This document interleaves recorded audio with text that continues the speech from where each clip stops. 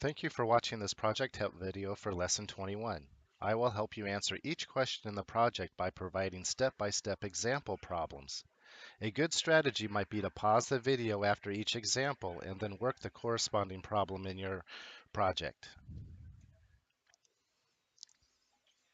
All right, so here's the problem background. Someone destroyed Universe 3. The list of suspects are below along with some information on each. Use your knowledge of systems to determine who committed the crime. All right, so we have Goku, Beerus, Champa, Jiren, and Whis. All right, so the destruction of Universe 3 is represented by the systems of equations below. Rewrite each equation in slope-intercept form. So when we're rewriting equations in slope-intercept form, our goal is to get the y by itself. Remember, slope-intercept form is y equals mx plus b, where m represents the slope of the line and b is the y-intercept. All right, so for the first equation here, my goal here is to first get the term with the y isolated by itself on the left. So I need to get rid of this term 2x by doing our inverse operation. So I'm going to subtract 2x from both sides. So when I do that, it's like I'm picking up this whole term here, moving it to the other side of the equal sign and changing its sign. Remember, consider that a block. So then on the left, I'd be left with minus 3y is equal to negative 2x plus 3. And so I just kind of picked it up and moved it in front of the 3. Last step, right, is to still get the y by itself. And right here, the y is being multiplied by negative 3. So we undo multiplying by negative 3 by dividing everything by negative 3.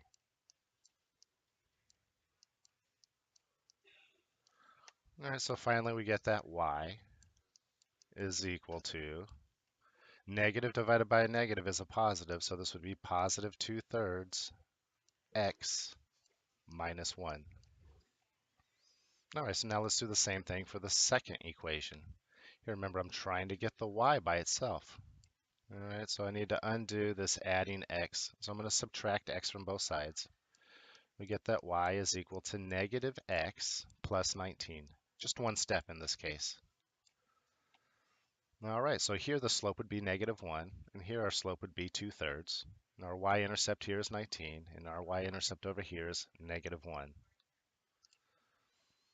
Question 2 states, graph the following systems of equations. Okay, so there's multiple ways that you can do this. One is that you can use the slope-intercept equations that you just wrote from question 1, where you plot the y-intercept and then use the slope to get another point. You could also, since these equations here are what we call in standard form, you could take turns finding the x and the y-intercepts. And when I have equations that are in standard form, generally I like to plot the x and y-intercepts and then connect them with a line because it's usually the faster and easier method. In this case, though, too, I would also suggest that you guys actually go to a graphing calculator like Desmos.com and graph them. The reason why is because in the end, we're going to be looking for where these lines cross. Remember, the solution to a system of equations graphically is where the two lines cross. So if you don't have a real accurate graph, you might not have a real accurate intersection. And so that's why I suggest that you do use technology to graph these. So you could go to www.desmos.com and literally type in these equations exactly the way you see them, and it will graph that for you. And then you could hover over where the intersection is and see that intersection, and we'll look at that on the next slide. I'll show you how to do this by hand real quick. So if I were graphing this one, and I wanted to graph this line, I would take turns substituting in 0 for x and y and getting my x and y intercepts. So suppose I plug in a 0 for the x. Well, then that first term just goes away. All right, so I kind of think about it as it's just canceling out because 0 times anything is 0, so the whole term just goes away. So really this whole thing simplifies to negative 3y equals 3. So we get that y is equal to negative 1, right? I divided both sides by negative 3. So that means that the y-intercept on this for this top equation is at negative 1. So that's about right here on this coordinate plane. Now I'm going to find the x-intercept by letting y be 0. So then I'd have 2x And this whole second term here now is just going to go away, right? Because negative 3 times 0 is just 0. We don't have to write 2x plus 0, right? That's redundant. So we get that 2x is equal to 3. It's like we just covered up that term. And now x is equal to 3 divided by 2. And when you're graphing, it kind of helps to change these things into decimals. 3 divided by 2 is 1.5. So that tells me that the x-intercept is at 1.5. So if here was 1 on this graph, then 1.5 would be in between 1 and 2 here, right in the middle. So it'd be about right there. All right, and then I would simply connect these with a line. All right, and I would do the exact same thing for the second equation. So if I want to find the y-intercept, I let x be 0. So if I let x be 0 here, then I simply get that y is equal to 19. So that's pretty fast to do that one. And then if I go ahead and find the x-intercept by letting y be 0, this whole term would go away and I'd get x is equal to 19. So we'd have our x and y intercepts both at 19. And then I could connect those points with a line. All right, so like we said before, we're interested in the intersection. The problem is when I'm graphing these by hand, I really need to use a straight edge, a ruler, and I need to make sure that I have a coordinate plane that is perfectly square. Otherwise, my solution here, where they represent, is just going to be an approximation. It won't be exact. I really have to take care to plot those points correctly to find that intersection. So that's why I do suggest you go and graph it using technology. So let's go ahead and do that. When I go to www.desmos.com and I type in those two equations that we just had, right, this is what I get on the graph. And I quickly can hover over and select that point of intersection and see that it is at 12.7. All right, so 12.7 here represents the solution to that system of equations. You're always looking for where the graph intersects.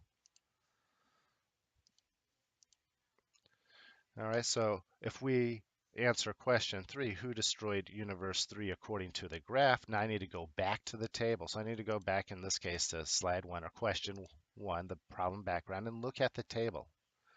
So remember, we had the solution there of 12.7. All right, so the power level here is represented by the X and the intelligence is represented by the Y. So we can see right here that here's the ordered pair 12.7. Only one suspect, one of these characters, satisfies that equation here, and it's Champa. So the answer to question 3 is Champa. Looks like Champa destroyed Universe 3.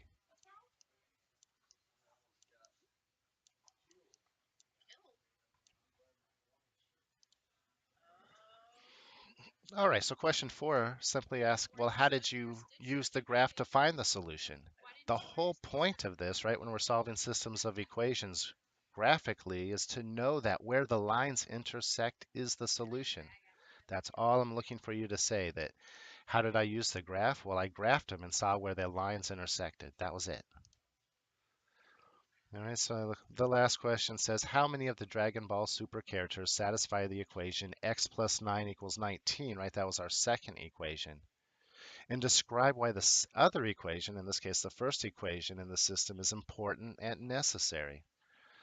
All right, and the answer to this is basically this. Mathematically, we have an infinite number of points that satisfy that first equation, x plus y equals 19, right? In fact, they're all represented graphically as the points on the line. So we could go back to that equation of our line here and look at this blue line. Every single point on this line is a solution to that equation.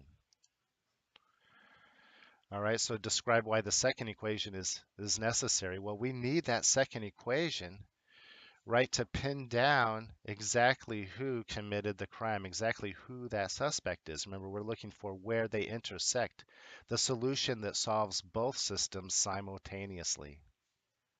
And so that's why we need two equations to pin that down.